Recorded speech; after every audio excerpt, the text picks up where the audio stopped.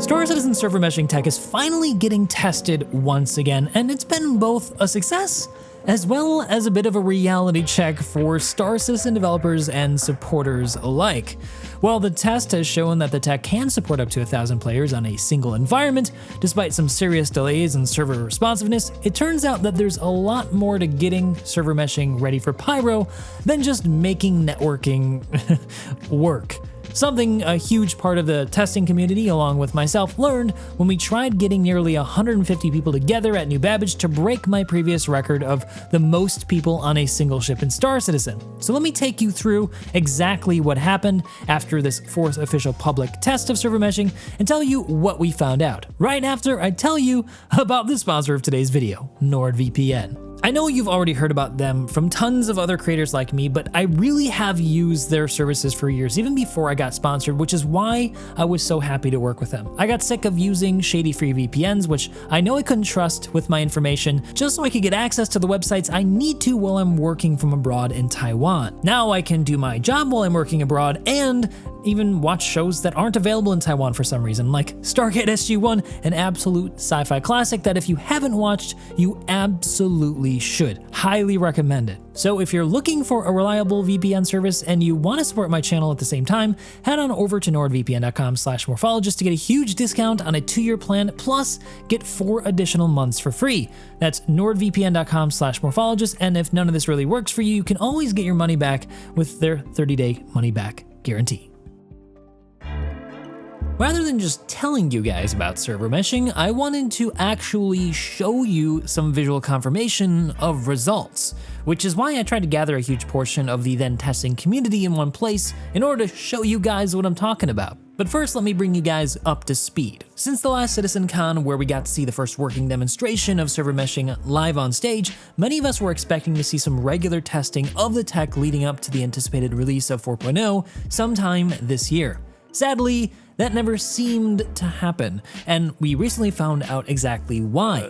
Yeah, later in the spring, end of spring, we did a couple of good tests that gave us a lot of good data. Network message queue had a couple of issues. Large areas would stream in, and a lot of players would join in and leave at the same time. The network message queue could go into a tailspin. Think of it as a drain, right? And you're trying to push stuff in the drain, and at some point, if you exceed the bandwidth of the drain, then water starts filling up. Which manifested in things like waiting minutes just to open a door. It's important to know that this is only one cog in the machine, but despite that, its slowing down affected the entire system.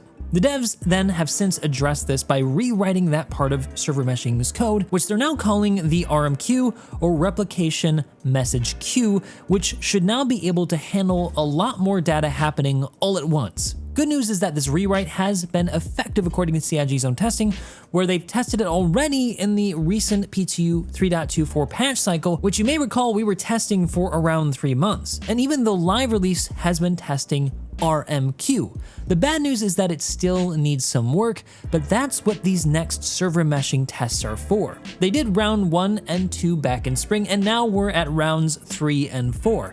For this most recent round 3, they tested up to 1,000 players, but still experienced some slowdowns, albeit with less extreme slowdowns. Instead of taking minutes to respond, it took more like many seconds. A definite improvement. The latest test is the one that I got to record, the one that you guys saw in the thumbnail and in the intro, and it's the one where they addressed some of the issues encountered in said test with 1,000 players. And it turns out it went alright, but it's not the only problem facing Star Citizen for server meshing to be released. It turns out, in fact, that the game itself may have some major blockers that also need to be addressed alongside the improvements to this code. So then let's get back to my little impromptu community event. I popped on the server in the middle of the day for me after I got home from work to try to make it in before the end of the 24-hour test. Since it was only going for that short duration, I wouldn't have another chance on the weekend. It turned out that I had missed then the 1,000 player test for this round, which supposedly leveled out at around 750 players with some interaction delays still being a problem.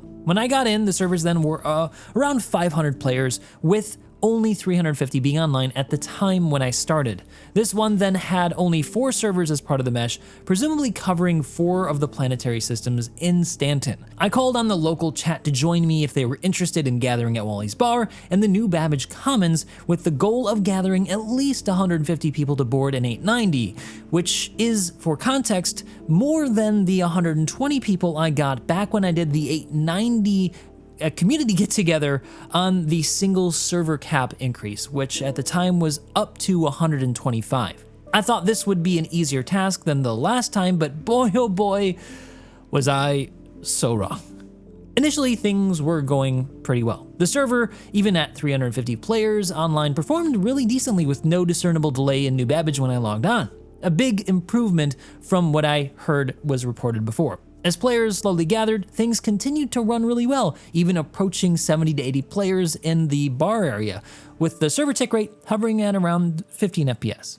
People were visibly moving around with no desyncing or teleporting like was reported before, which was again a really big win.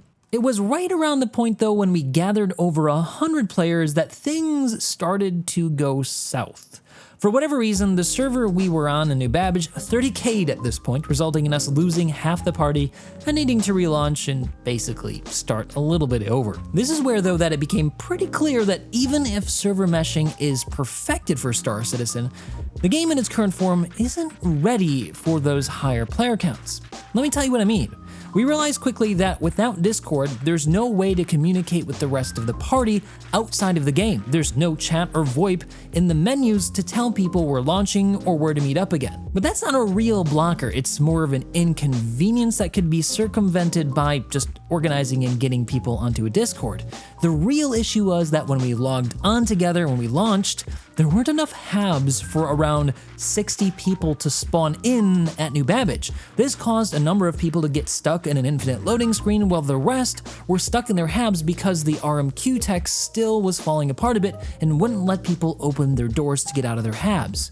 Even after that, there was a single elevator for people to go down in, so that even slowed us down further to try to get down to even just the base level of the spawn area for players. Throughout this whole ordeal, the UI was also a massive visual problem with no way to hide the enormous amount of player tags on the screen, which, by the way, also caused a significant performance issue. I noticed that when I went into third person, that my FPS actually went up by 10 from 20 to 30 FPS, which is not good considering that I'm running on a 4090 and a 7950 X3D. And that brings me to performance just in general outside of server performance. The game doesn't particularly like having so many people on screen, or even in the same area. It didn't seem to matter if you could see people or not. The CPU usage was maxing out while GPU usage was around 20-30%, depending on what people's systems they had and what resolution they were running at. It could come down to the fact that player models are overly detailed, or that they need optimization, or that the geometry of the huge backlog of gear from CIG certainly needs to go back and be reworked. Otherwise, some performance workarounds are definitely going to be needed, like more significant strategic calling to cut some of these players' visuals out when you're not looking at them. Whatever it is, there needs to be some work done to make the game run better at just even 100 players in a landing zone, which is definitely what we should expect to see, especially during events with server caps either 500 to 1,000 players. There's no way we can avoid having large amounts of players in one area when Star Citizen is running events. Imagine when they run an event when server meshing goes up and they've got 1,000 people on the server. If only even half the people show up, it's still 500 people and one condensed area. So we're not even talking about extreme numbers at this point, or what's likely to happen if this were to go live in its current form. Then there's those new hangars that they added. Imagine trying to find your hangar in a list of 100 plus other player hangars. Imagine trying to get then everybody else into one hangar for one player. And that brings me to the community tools. The comms channel doesn't count player numbers anymore, which is why we had to line people up and physically count how many people were present. Imagine also trying to add people from a server list of over 500 when it's not alphabetically sorted and has no search feature and no option to add people directly from chat. The current system also only supports a single party leader, so only one person of that massive group is able to manage adding or kicking people if they become an issue. This becomes very difficult when you start getting up to these huge numbers beyond 100. Community tools then just aren't prepared for server meshing or large environments with lots of players. Getting back to our little event though, at some point I decided it would be better to take who we had and just get them out onto the 890 jump and up into space, even if we weren't at that 150 mark that I was aiming for. And then my idea was that we could ferry the rest up in a separate ship to help improve local performance. But that's when we discovered the massive amount of ship debris sitting outside, presumably left over from people flying in and landing at the Commons. This, plus a bunch of randoms who were just driving and flying around in the landing zone, ended up tanking client performance for everybody that was there, even with people with the best PCs. People were reporting that the 890 jump wasn't even there on their screen, that it was desynced, while others were falling through the ground. Half of those who actually made it to the 890 jump fell through the cargo lift or got trapped inside the hull when they tried to enter. And then some randoms just drove their ship onto the ramp and ran a bunch of people over. It was absolute glorious chaos. When we finally managed to get the 890 jump airborne and then off into space and onto a different DGS shard, a different server within the mesh, it gave us a nice little bump of performance, but the elation was short-lived because before we could even get the ferry together to get the rest of the crew up onto the ship, someone blew the ship up by self-destructing it. And that officially ended the event after 5 hours of worthy effort. And at that point, you might have expected me to be really upset. And I have to admit, I was a little bit pissed off. Anybody would be. But that wasn't really the point of this whole thing. The trolling was only a small part of what prevented us from doing this. It wasn't just that. The non-meshed environment was actually easier to work with organizing people to get all those people on the 890 jump that I did last time. This was a lot harder because of all these technical issues. Between the desync, infinite loading screens, falling through geometry, there was just, again, too much working against us to pull this off. But that was the point. This was the point of the test. Doing this during a CIG monitored test gives them the data that they need to find out what is going wrong, which is going to help them polish this tech so that when we do the next test, it's going to cut that 5 hours down significantly, I hope. It offers us also a stick by which to measure progress by, so that in the next time we do this, we're gonna know that if it takes us less than 5 hours, that they've made some good improvements. For me then, there are several takeaways from these tests. The first is that the 2 back-to-back tests are a good sign that they're moving towards finally testing and iterating, which we've been waiting for since they announced it last year. This is the only way we're gonna get to a real MMO version of Star Citizen, which is why it's a significant and important step for Star Citizen. The next is that the road ahead should expect it to be long and very bumpy. Even if they fix those code issues and get to a decent performance level of 1,000 players or however many their end goal is, there's still a ton of work for the other teams at CIG to go through to be able to make the game capable of even handling 100 players or more. And these issues that we encountered assuredly are not the extent of the issues. We're certainly going to find more as more testing happens.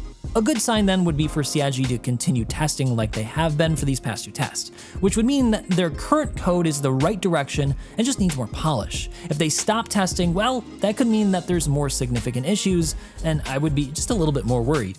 Even better though would be for them to establish a more permanent long-term environment for testing server meshing to keep this up for more than 24 hours. The sooner that this happens is the sooner we can expect a 4.0 release. Not to say that they need to force themselves to do these tests to get this done faster.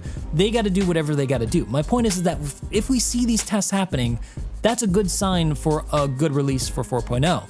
A 3-month P2 cycle then is what would be, in my estimation, the minimum to expect for a live release, which is why I think 4.0 being next year for live is probably the most reasonable and realistic assumption. Either way though, I'm excited that we're finally here and doing these tests. This is what I've been looking forward to most this year, because for me, for Star Citizen to actually become the game that I've always hoped it to be, they need server meshing to work. So I'm glad that we're at this point in testing it publicly. So then my goal is to continue participating in these events and contribute in whatever way that I can to help CIG pin down and solve some of the remaining issues. Next time we run this test then, I'm going to help try to organize things a bit more efficiently based off of what I learned in this last test so that we can get things together a bit more quickly. I'll use my Discord then and my community page here on YouTube, as well as my Twitch to coordinate. So if you guys want to help out and you want to participate in the next one and make some SC history with me, be sure to subscribe and join the Armco community, as well as follow me over on Twitch so you guys are notified for when the next time this thing happens, because these server meshing tests that they run, they're not usually very public unless you're looking in a certain section of the Spectrum forums. So yeah, nothing's really changed for my prediction of 4.0 coming out next year. If you guys were hoping for me to say that, we're gonna see it sooner, I still think it's about where we or where I expected it to be.